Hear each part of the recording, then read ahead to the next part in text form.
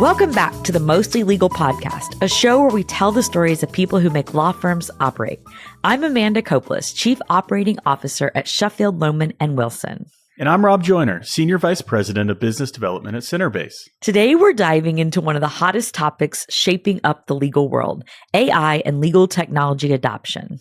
That's right, and we couldn't ask for a better guest to help us unpack it all. We're joined by Melissa Ballesteros, Manager of AI and Legal Technology Adoption at an international law firm. Mel has an incredible story, from growing up in Colombia and starting out in tech support to working in aviation and now becoming a leading voice in AI adoption for law firms.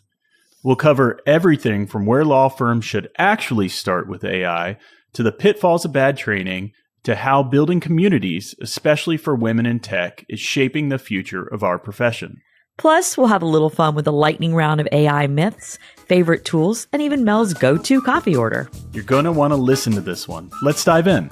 Today, joining us is Mel Ballesteros. Your name is Melissa, but you go by Mel. You are, let me see if I can get your title correct, the Manager of AI and Legal Technology Adoption at an international law firm. And that's a really unique title. So I want to dive into where that came from, because there's not a lot of firms using that yet. So I'm very excited about what you bring today. And then also you worked at some other law firms. You worked at another large national law firm. You took some time off of legal and you came back. So I'd like to know why you did that and how did you get out? Because if you get out, how do you stay out? Why come back if you got out? No.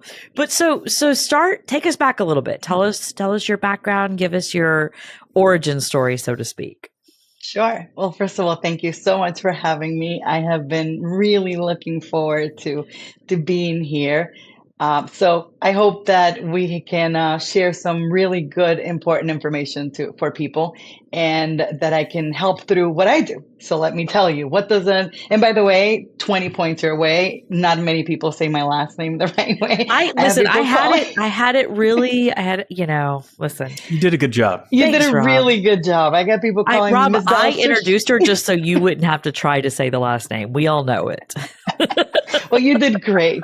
And secondly, you pulled the full title without any mistakes. So that's pretty impressive too, because I even have a hard time saying it sometimes. Thank you, LinkedIn. So let me explain. What do I do and how did I get here? So starting from how did I get here? I grew up in Colombia, but I was born in Wichita, Kansas, which is really unexpected for a lot of people. I grew up in Colombia in a really, really small town called Cucuta, and I refer to it as Cuckoo Town because they're all crazy. But I love it. It's a really small town. It was so much fun. And then I went to college partially in Colombia, Medellin. I went to AFIT. I took 2 years of international business. And then I moved to Florida without any real support from my mother family, because they were not so happy I was leaving. And I came to Florida to, make some money and do something else. And I ended up finishing, after a few years, e-business at University of Phoenix. And I was already working. So that was a really great deal for me. I was able to do both, and that really helped me out. And then I was at a company that I used to do technical support for. That's what I started doing. For whatever reason, I moved to Florida. And, while I was going to school, I started doing tech support. And somebody said, you should be looking into, other options and people that, mentor you, come about whatever. But long and short of it is I ended up somehow involved in moving around the world. And in those trips, I ended up in Boston, which landed me at a law firm. There is a special place in heaven for people who get their start in tech support. And I'm not saying that just because I got my start in tech support. Yes, you are. Let me tell you, it's an interesting job, and it taught me a lot. It really did. And at the time, this is like 2000. Yeah, I did it before you could remote into someone's computer. You had to say, okay, click the little button in the bottom left-hand side. No, left click. No, double left click. No, I think you're right clicking. You see how your mouse has now? 2 buttons? And at the time I was doing server support in Spanish. So we Oh. literally had them, tear it apart and say, tell me how many beeps you hear when the motherboard comes on. All these things, like people are dismantling computers on the other end. And you're just kind of running with it. So believe me, it was an experience that taught me a lot that I still sometimes put to use. So long and short of it is I go through this. I end up at a law firm in Boston because I was teaching software at New Horizons. And that's how I ended up at a law firm by somebody that already worked there. And I did that for 10 years. It was fantastic. I did technology training. I moved to Florida for love and ended up with my first and now third husband. That's a way totally different story for really another time. She skipped right over second. Yeah, well, we would spend a lot of time on that, so we can do another podcast if you want. That's our other podcast. My first and third husband. Yes, exactly. Yeah. So I moved here, because of him. I ended up working with him for about 4 years, which is how I ended up not being at a law firm. Okay. And it wasn't just him. I went to work for Azul, which is a Brazilian airline. He has aviation and logistics business. And so I ended up in that, and I was a cargo sales manager for Air New Zealand and for Azul and all that. And while I was there, the pandemic happened and a lot shifted. I went from having 2 flights to having 2 or 3 flights a day to having 2 flights a week. And I was working nonstop, and some wonderful person called me and said, "You want to be a trainer there?" And I said, "Oh my God, that sounds so great right now." So I interviewed and I ended up going, and it's been 4 years, and now I'm in legal fully and doing AI fully. And that happened because I started with Copilot, and it took me into the universe of AI, and I haven't left since. Yeah, Mel, so when did you dive into AI for the first time? Like, how long has it been for you? And what captured you right away? Well, so first of all, I was kind of brought into this project for Copilot, and it was right at the inception. So November 2023 or wow. 2022, whatever that was. And so I started using Copilot, and yeah, it was a work thing, but also it became the best thing that ever happened to me because I started seeing what I could do to help myself and therefore help others. And that's how we're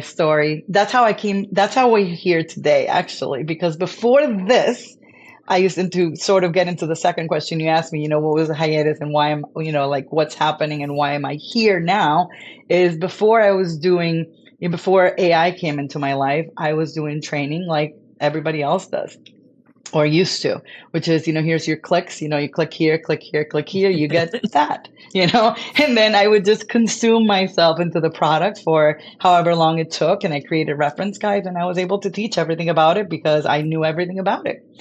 Then you bring me into AI and I realized that I don't know what Rob wants to do with AI or what you, Amanda, want to do with AI. Rob doesn't know what he wants to do with AI. Don't worry. I know it changes every day. Well, believe me, if it changes for you, imagine for everybody, it does. Yeah, There's millions of people like you in the world. And so I realized that unless I built a community and I was able to find out what others were doing with AI, I wasn't going to be able to teach it.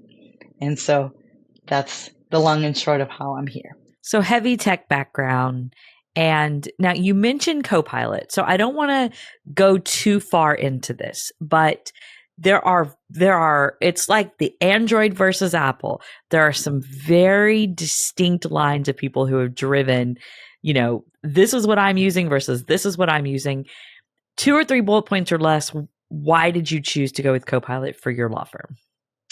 Well, I mean, it was sort of brought to me, so I didn't really have anything to do with it. But I will tell you, I'll just tell you my 3 main applications, and I'll tell you why I use them. Okay.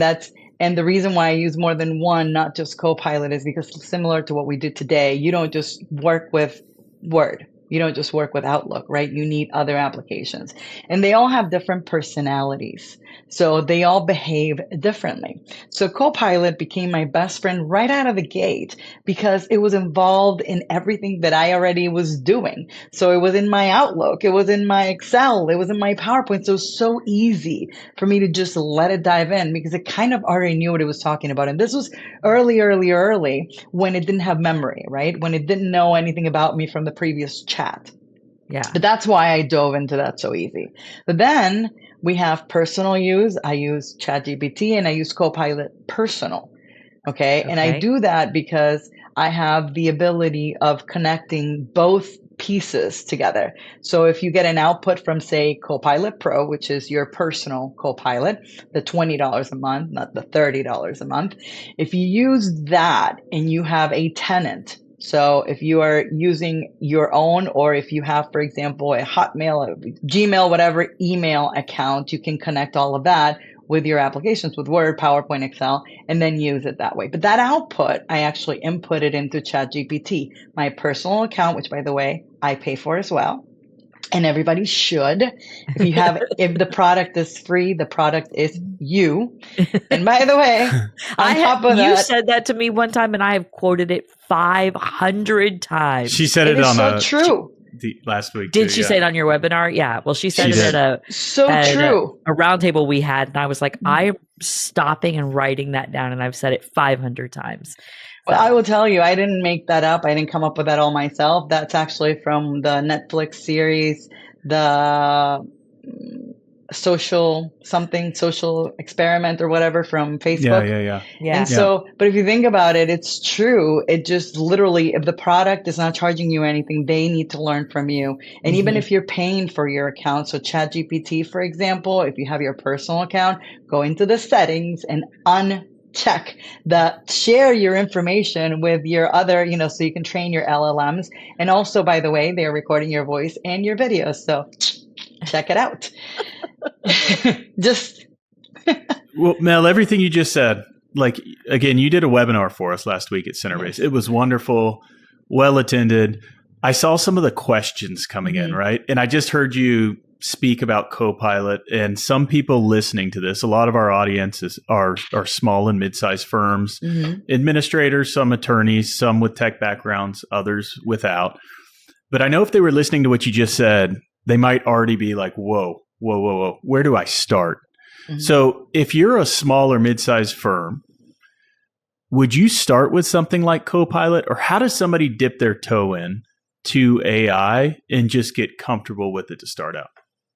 That's a great question. So I will tell you that dipping your toes is a different answer with a firm, at least from where I'm standing. Okay. So the dipping your toes, I think you get whatever is most embedded in your universe, get something. All right. So if you just Google, then use Gemini.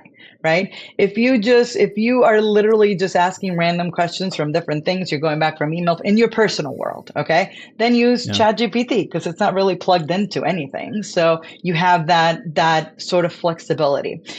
But if you're an organization, this is where it changes, okay? Because it's not about what tool you select. It's about first of all, you have to get the leadership buy-in. Once you get through that, then you have to look at what your mission, what your vision is as an organization, and tie that into a strategy for your AI adoption. Okay. And that's because previously in past times, your technology, like your CIO, was supporting the things that were happening in the organization. Now, this technology is a part of how that organization evolves and transforms. And therefore, it needs to go hand in hand along with your mission and your vision. And you need to live that every day and choose the problems that you're going to be fixing with AI before you select the tools that you're going to be selecting. So, Mel, again, somebody might come and say, ugh, I don't know, I've never used AI. What can I even solve with it?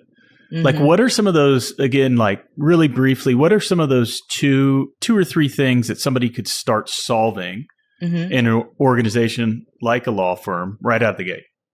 Perfect. So things that you can solve is typos and grammar mistakes.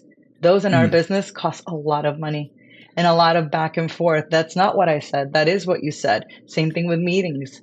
In your meetings, and I know I'm talking about Copilot for the way that it works, but it doesn't have to be. There's other enterprise applications that provide you with those options. But meeting overviews and survey, and I know that has a lot. There's a big thing about consent and all of that. But if you get your ducks in a row, it can be done correctly. There is a setting in Copilot that will actually delete the recording after the meeting ends.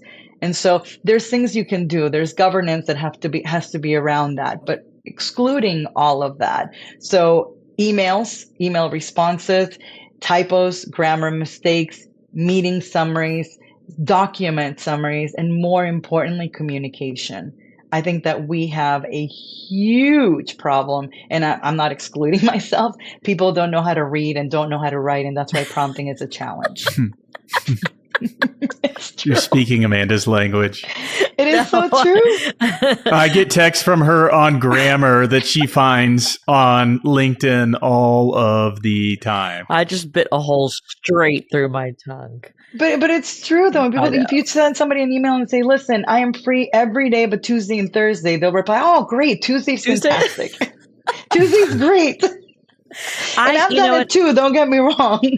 I really like the meeting summary and the meeting transcription. I think honestly, Rob, if I was a brand new starting a firm or I just needed the very first product I would put in, it would be something like that, something that did that. Because so it really, I'm seeing these, senior partners take the initial call with the client and then they handwrite a bunch of notes and they hand it to the associate and they say, go and do this work. Well, the notes are not complete. The notes aren't legible. They don't make a lot of sense. They miss major, portions of it. So if you can send a transcript to an associate, you've already added so much value to the client because they don't have to ask the client another question. They have all the answers from the initial phone call right there. Not to steal your answer, but yes, that would be, if you just wanted to start somewhere, the very first problem you're solving is that question. Are people taking phone calls and producing unreliable information as a result of it? If the answer is yes, there's a problem. There's very easy solutions for that right now. And not only that, actually, just to close that, give you one more thing. When it comes to meetings, not only is the meeting recap or the summary or the task assignment, but you can go further and you can say, okay, so we met to create, for example, a type of document, whatever that was. So you can say, give it a shot. Based on the information you have, create this for me, right? So the idea here is that we are prompting a lot of times in order to get the same results that we already get. So if, instead of saying, I want you to compare based on this comparison, create the email to the client, the list of changes, the reasons, the benefits versus the importance of removing certain things, but all of that you're going to do, you can hand over to AI and then review, which is so much easier than having it do the same thing that another tool already does for you so that you can do that job. So what I'm saying is just to trampoline, I guess, off of the meeting, you can generate a lot of content throughout the actual relationship and conversation because you have those notes written down. Right. So sorry, Rob, I interrupted you. Well, he interrupted you to begin with because you were going through your three tools, your three favorite tools. You got through two, and then Rob just dove right in. So your two were, you said Copilot, you said ChatGPT. What is your third? My third is Claude. Okay. Claude is, Claude is amazing. I know. See, I am picking up what you're dropping, right? I love it. Everybody who's going to listen to this show is going to just all season. Claude. It's all Rob talks about. I've started using Copilot more. I use them both for different reasons. Okay. And Amanda, I've tried your little secret, which is to play them off each other and to see why one gave an answer versus the other, and then come to the best conclusion with both together. My favorite prompt is to tell ChatGPT, this is what Claude said. Why is it wrong? And vice versa with the other. And it's so interesting how they will say, well, Claude didn't take this into account in ChatGPT. They didn't. Anyways, it's my favorite. That's a great prompt. I mean, I also work a lot in that aspect of AI. So, okay, now I have my result. Now play devil's advocate. Tell me why this isn't a good idea. Right. What did I forget? Exactly. What did I forget is another great one. Another one that I use a lot is the tell me, break it down into something that a fifth grader can understand, but then explain it like a professional would write it. Yeah. So it's, you know what I mean? So it's not just to break it down, because if you write it to me like a fifth grader, I'm not going to read that. It's not going to happen.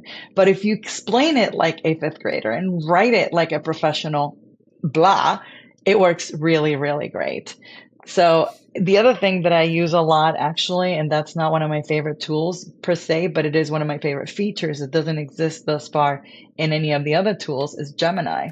Gemini has the ability to get content from YouTube videos. So you can ask it, summarize this video and tell me what it says, and to see if it has any value. Because a lot of times videos are really long. And so I just, seriously, I mean, if it's 2 hours. I have done it. I've done it. Send me the recipe from this 35-minute video. Just send me the recipe. Yeah, like that's all I need. I don't care where you come from. What else are you doing? You know, what's coming up next week? Like, I just need to know that. And so I do that a lot with Gemini, because Copilot used to do it. Yeah. Doesn't anymore. You know, even, Claude doesn't do it, and ChatGPT does not do it. And if it does do it, it's from another video. It's really weird. So I use Gemini for that, to gather information from YouTube videos. That's really helpful. All right. So let's talk about, we talked about how you worked at 2 different firms. In one firm, you left there about 10 years ago. And so it looks like there was about a 6-year stint, right, where you weren't in legal. What changed in those 6 years? Because you left one job and came into a completely different job, even though you were in the same industry with same title. What has changed so much for you? I will tell you, well, the biggest thing is people stay the same. Incredibly enough, in a law firm, after being away for all that time, people are the same. You still have the same types of people. That hasn't changed. What has changed a lot is the type of software that's available has changed. So we used to have, menus and options, and now we have ribbons and all that, which, that's old news, but people learned a different way of doing things and are now somehow complacent with it. Like, it's not like, oh, they moved my menu here, like people are somehow comfortable with like these ribbons and finding things in them, which I thought was really interesting, because every time a menu change or an option was added before, it was like, what? I need to scroll one option down? I can't find it. It's not here, So I think people have become, I wouldn't say resilient, because that's not the right word, but more resourceful, maybe, in finding their way around things. They have now more than ever valued their time and have made it somehow into this crazy theory that training is a waste of time. And so people now, like building furniture, they don't want to come to training. Oh, I'll build it myself, in 16 days. Before, people used Sounds like to go Amanda. to training. I knew you were She just did a whole bookshelf. I'm like, why would you do that? Oh, don't go there. I love my bookshelf. Stop. But those are the things that we used to do. And I think that, like, we used to do it more on the personal level, but for actual work, people would be like, yeah, show me how to use this. Like, tell me how. Now it's like, I got 5 minutes. What you got? Because I'm really busy. And so that's been sort of a shift. Not with AI. Okay, but before AI happened. Now with AI, everybody's like, I'm knocking down my door. When do you have 5 minutes? I need to talk to you. I want to talk to you now. Joe did what? I need to do what Joe did. Help me out. So I guess that's another shift that is happening while I have been back for legal. Before, it was like, will you please come to training? I will bribe you some way. I'll bring you cookies. I'll do something. And now is like, people are knocking down the door. When are we going to do this? When are you going to see me? When are you going to sit down with me? I really need to do this. So people have a stronger desire for training now than they did years ago. 5 years ago. I wouldn't say I don't think they assume it's training. I think they're like, Joe's doing that. Show me how Joe got that done. Because they're not like, oh yeah, let me sit here for an hour and learn. No. And that's not the way we do it anymore. Lawyers are competitive. No. And they realize they can't escape technology now. Right? They have They to do, use it. exactly. So I think that now they're like, all right, fine, I got to do this. Show me how it's done. But I think that they're more willing to, like I said, not read the instructions. So it's like they want the cliff notes and let me get out of here. And then they'll call you kind of on the go. I have this massive thing that I need to do for tomorrow. Can you help me out now? Sure. And so I think that's where we're at. They're becoming more resourceful, but then when things really happen, they really need your help and, they come back. We'd like to take a moment to thank our sponsor, Centerbase, legal practice and management software designed to deliver optimal efficiency, profitability, and business growth for your mid-sized law firm. Learn more about how Centerbase helps you practice, manage, and grow your law firm with modern technology at centerbase.com. Can I ask a question, Amanda? Sure. I saw you were about to go. I didn't want you to say I was cutting you off or anything like that. In, but you did. Mine can wait. You did. Thank you. I want to stay on this topic for a minute, Mel, because it's, obviously something at Centerbase we deal with all the time. I think it's one of the biggest gaps when people buy new technology. Honestly, they don't invest enough in training. And they don't invest enough in ongoing training as well. They think, hey, we roll out the new technology. We're going to train you on it, and then we're going to move on, and everybody knows exactly how to use it. So, Mel, I know you don't implement something like Centerbase every day, right? And so Centerbase does the billing, accounting, practice management, or even like a document management system is very similar as well. If you're talking to our mid-sized firms and you were planning on how to do a training program for that, could you give us a few tips on how you would roll that out and what the structure should look like with the way, the attorney's willingness to learn is changing? Sure. I will tell you that has shifted quite a bit too. Because before we used to do very canned, even at an in-house training level, it was very canned. Come for 60 minutes, right? And this is what we're going to teach you. So if you are a transactional attorney, a real estate attorney, a whatever, we're just going to put you all into a room. And as long as you're all attorneys, we're just going to teach you the same thing. And that actually changed completely. What really is driving that real attention from attorneys and from people in general, because everybody from the staff side as well as the attorney side, everybody is really, really busy these days. What's driving the attention is the very specific use cases. So use cases, in my opinion, for AI don't make a difference in the whole, right? I think that they make a difference in 10 different things that you're doing, but it does spark interest and creativity into other workflows that can happen from that. So if you bring in people from, say, the way that I think real training works now is what we call knowledge transfer. And that only happens in a community. So if you bring all transactional attorneys together and you tell them, look we're going to roll out Centerbase, we're going to roll out, this document management system, and this is where your documents would go, and this is the name, and this is and this is how you would write your time entries, and these are the narratives that would potentially be important for you. And so those are the things that are now catching my eye from the very beginning, because it is about me. It isn't just about anybody capturing time or whatever it is that we're doing. So when you put them all in, it turns out that, Joe says, well, Paul, the other day you had an issue with and how do you do that? And then all of them start talking about it because they're in a place where they all understand each other and they commiserate over their own pains. And that ultimately becomes a pain point that they can all use to, struggle through this together. So you're saying let's have more of a collaborative approach to training, right? Yes, rather and do than a workshop. one Tell them, person like do a workshop. Don't say, here's what I'm going to teach you. Click, click, click, click, click, click, click. You saw it, and they're all like, whoa, you clicked 17 times too fast for me. That was a great ribbon. Right. So exactly. So the idea here is that you do workshops and that you say, okay, let's do this time entry together, but they are all doing something that makes sense for them. So if they're all transactional, if they're all real estate, if they're all office administrators, if they're all practice assistants, if they're all whatever, then you can have one example that will be relevant to all of them, and then work off of sort of a workshop, sort of a, tell me what you would do, what else am I missing type of thing. And when everybody can jump in and give their ideas and build this together, then they become a community.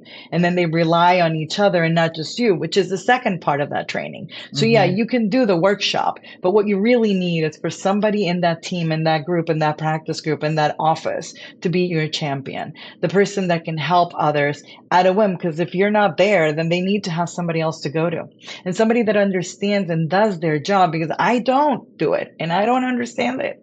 But if I'm in the same place as they are and I know how to use these tools and I can rely on the person, like say me, come to me and we can do things together all the time. And then that person helps me widen that, net that I can cast only so far by myself.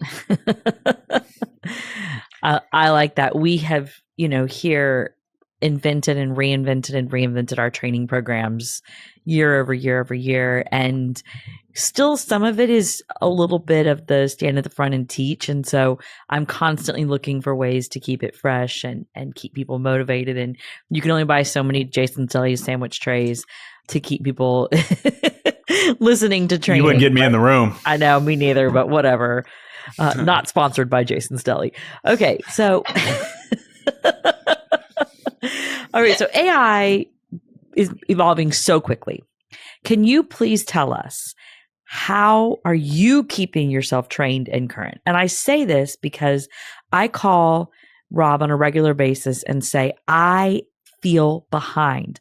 I'm like desperate. Should I go get a degree? I ask him this over and over. Should I get a degree? Should I go to prompting school? Like, what should I do? I see, all these colleges have some sort of certificate program and 16,000 here, 20,000 there. I'm thinking, should I be doing one of those? Should I how are you doing it? Mm-hmm. And our audience, this is a very long-winded question, but our audience primarily are people who run law firms. So think about give that advice to somebody in my position, a law firm administrator, law firm manager. How are you keeping yourself at the, forefront, and how should we? Okay, great question. I'll tell you what I do, and this is what everybody should do at a personal level. I don't disagree with having a degree and all of that, but I think that that is only good if you are going to be using it for your job. So if you need to be certified in AI, blah, blah, blah, because your job requires it, I definitely agree that you should absolutely do it. But otherwise, and I don't know if, Rob, you agree with me, but otherwise those programs have to be created last year or the year before last, mm-hmm. in order for that to be validated and all of that. And although they do a great job of keeping up to date, imagine if we can't keep up to date with a daily podcast. Imagine what a training, session for a program of sorts for a university, it's difficult. I would say that those programs, if they're basic in its origin, for somebody that has no idea, something like that would be good, like, short change, $100, $200 here or there, so that you understand the concept. That's all great. But if you're talking about going to college, I don't think that's the right place. I think that your place is to, first of all, and most importantly, what you do with Rob and what we do together, build a community. You learn from those around you. They tell you, oh, did you know that I had this app and I'm using this and I did that, and all of those things. So at the ALA, for example, I think that it would be a great benefit for you guys to get together and say, like, what are you doing, right? How are you using it? Because those use cases are actually going to trigger something for you. So if you tell me, where should you get informed? I would connect with my people, with my community around me, with those that are doing what I am doing, and ask them, where does it hurt the most? What are those repetitive things that you're doing constantly? What is it that you say to yourself, there has to be a better way to do this? And then start looking into the tools that you have available, because otherwise I can give you 100 different places that I look into. I follow people, I read, I connect with people, but I will tell you where I get the most benefit and the most up-to-date information is my friends that call me and say, did you hear that so-and-so did, or that this happened, and we're all talking about it. And the other piece is the community. I have this, awesome women's community, and we connect with each other and we give each other information. We support each other through it. And so I stay updated by reading, speaking, and listening more than anything. So I would say if you listen to those around you, that's all you need, and just really talk about it. Rob always says, I just mess around with it until I get it right. And I'm like, I would love the luxury of that time. Like I need it in bite size. I need to know more than the people who I'm advising. And I'm not alone in struggling for this knowledge gap, trying to fill it, because it's not, I don't need to know everybody. I need to know what everybody doesn't know yet. I got to be in front of it. So I'm just really struggling. I don't disagree, but see, to that point is those around. So if you're, I'm just talking about like from your perspective of like, what am I doing to better myself? But if you're talking about like for your firm, then I definitely think that there is a lot of consulting out there in different sizes and different shapes. What I would say is you have to. I know it sounds daunting, but you have to get back to your mission and your vision. If your AI strategy is not aligned with that, you're not doing anything. Okay. As a person that's guiding where your organization is going, you have to know where you're going. If you don't know where you're going, any bus will take you. And then you realize it was the wrong bus and now you got to pay to get back to where you started. So I would say work on that from a firm, a corporation level. Make sure that the things that you're trying to accomplish with AI are going to eventually take you to where you want to go, and that they're solving the problems that are affecting your whole organization. Because if you are able to say, I'm going to start at the very, very bottom of whatever that problem is, and I'm going to beef that up and I'm going to work with AI, then there's another layer, there's another layer, there's another layer. And if everything is augmented, if everything is, made different through AI, you're going to have a much better result at the top. So I agree with Mel. I still call her Melissa. You can call me anything. It doesn't matter. My community is Claude and YouTube. And here's why, Amanda. Mm-hmm. Here's why. Because back in the day, I wanted to learn how to be a photographer. So I went to a university down the street from me, and I paid thousands of dollars to take a course for a whole semester. At the end of the course, I knew how to open Photoshop, do one thing, and close Photoshop. Because to Mel's point, it wasn't really a knowledge transfer. It wasn't related to what I was trying to do. And so I only took so much away. So instead, this weekend, I wanted to learn a product called Cursor. So I pulled up Claude and I said, I want to do X. Tell me exactly what I do to start. What button do I click? Okay, here's the screenshot. What's the next button I click? In spending 2 hours doing that, I probably learned more than I would have learned in 6 weeks at the course. So open your community, Claude, and get started, Amanda. Well, and YouTube is fantastic too. I will tell you, I'm going to give you some resources in just a second. I'm opening them up. But YouTube in general has a lot of people that are offering free information. And so what I'm going to give you is useful. But if you're trying to do something different, just go to YouTube and put it in quotes. Right? So that you have a better chance of getting what you're looking for. And the other thing you might want to do is, I don't know if you do any grokking or not, but if you do any grokking on Google, that means you're using specific terms in order to get better search results. Then you can start with your friends, right? So Claude, Copilot, whatever, pointing to those results which are more assertive, and then you can get results that way. Okay, so let me ask one more question then. Yeah. You've both taught me to go and teach myself. Okay, great. How then, this is not for me necessarily right now, but I have counterparts. How do we prove to future employers that we know what we're talking about? And that's where like education comes in, because you have a certificate. You have something to show that you have learned this and you know it. So if you are in my shoes and you want to go and find a new job, which a lot of our listeners do, how do you prove that you know it? That's a great question. I will tell you the way that I had to prove that I knew it was by using it and doing it. And so instead of, for example, if you can, instead of producing the report that you're producing on a monthly basis right now, if you start to think about what the purpose of that report is, and you can then say, you know what? This is what we're doing with AI. We are not building a report. We are building a whole, trend, and we have a whole product, and we have a market that we're going to do to whatever it is. And so with that, you have made a huge change in your work. And I can tell you that for most people, the issue is going to be, you want to find another job. That means because you want to do something different. Well, I got news for you. You're going to have to do something different, whether you want to or not.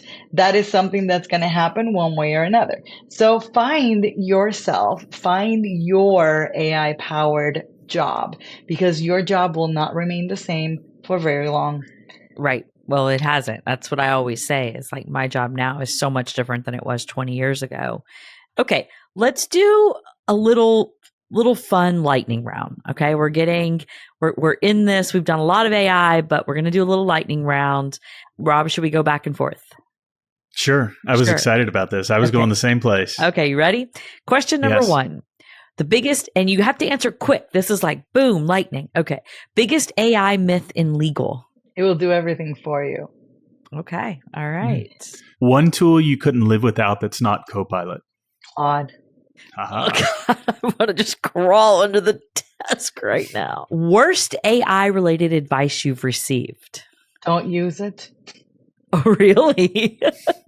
There was some naysayers on the webinar last week. Really? I would agree with you there. Oh, yeah. I've gotten roasted before. And that wasn't the first time. Well, no. Okay. Like, tell me, what do people say? What are they saying to you? Well, I mean, it's all scary, right? People are scared. And so they're like, well, again, number one, I tried 2 times and it didn't work. So it doesn't work. I'm not losing my job. Okay. You go on with your bad self. Go for it. Like whatever. And then, I have others that say, oh, that's not safe. I'm like, well, if you have any cloud applications, I have news for you. You're kind of already there. I'm just going to go out on a limb. You mean the same people that email their documents to their Gmail so they can work on them at home at night? But no, that's super safe. It's very super safe. So yeah, people are scared and they're like, well, it's, I'm going to retire, so I don't need to learn anything. I'm like, good luck grocery shopping in a couple of years, kid. No kidding. All right, okay, Rob. back to it. Yep. Back to it. Your go-to response when someone says AI will never replace lawyers. Absolutely not. It can't do anything you don't want it to do, at least not for now. And even if it was AGI, it's either way, it's going to need some human input. Somebody's going to have to validate. I feel great. AI is never going to replace my job. Ever, ever, ever, ever, ever, ever, ever. I'm so excited. Okay. Most exciting AI development you're not allowed to talk about yet. How would she know something? Is there anything you know that you're not allowed to talk about? I don't think so, but I can tell you that there's something new happening every day. I'll tell you what is super exciting and really interesting and very controversial in a way. Memory. Okay. Right now, people are starting to build relationships with these AI assistants. So if you don't talk to ChatGPT for 2 weeks and you've been talking to, Claude, and you go and talk to ChatGPT, it's going to be a terrible answer. And guess who you're going to go back to? So it's a really, really sticky situation because although it is so much better that it knows me, it also sort of corners me into a relationship as opposed to a tool use. So I don't know if you both watched South Park, but this season, there was an episode where I haven't watched it in a long time, but tell me, please. I know. Please, Amanda, this tell us about your season, South there's Park. an entire episode where, I know I'm going to quote South Park. He's building these relationships with ChatGPT. And so he's sitting there at night, like having this conversation and they're designed to be very positive. Like the interactions that you have, they're designed to prop you up. That's a great idea. Have you thought of this? And so it's a very, very positive, like there's a lot of positive affirmation when you're having chats. And so his wife decides one of the ways she's going to get him to do things is to start responding to him the same way ChatGPT responds to him. And when you hear her saying things, she's like, that's a great idea. Have you thought about this? And you're like, oh, that does actually sound really familiar. But so that's really funny, but I'll tell you. So that's called sycophancy, by the way, which means that it actually agrees with you, but it also agrees with bad ideas. Mm-hmm. Okay. Yes. So I don't know if you heard, not to get gloomy here or anything, but there's some lawyer that's suing ChatGPT because some kid committed suicide because it told it was a good idea. And so we just need to be careful with it. I mean, that's hilarious what you mentioned, but you have to know that it's there to tell you you're awesome, you know, and no matter what you say, this is a great idea. So be careful, be wary of that. The whole episode, if you haven't seen it, is just I need to go watch it now. Okay. So how about this? What's your go-to coffee order that's fueling your AI evangelist? Why do you give me that word? Wait. Why do you give me that word? Question? What is the AI what? Oh, that's going to be our pullout for the for the little short. Delete that. Your inability to speak. What's your go-to coffee order? Coffee order? coffee order. Oh, okay. My go-to coffee order, easy, Americano. Okay.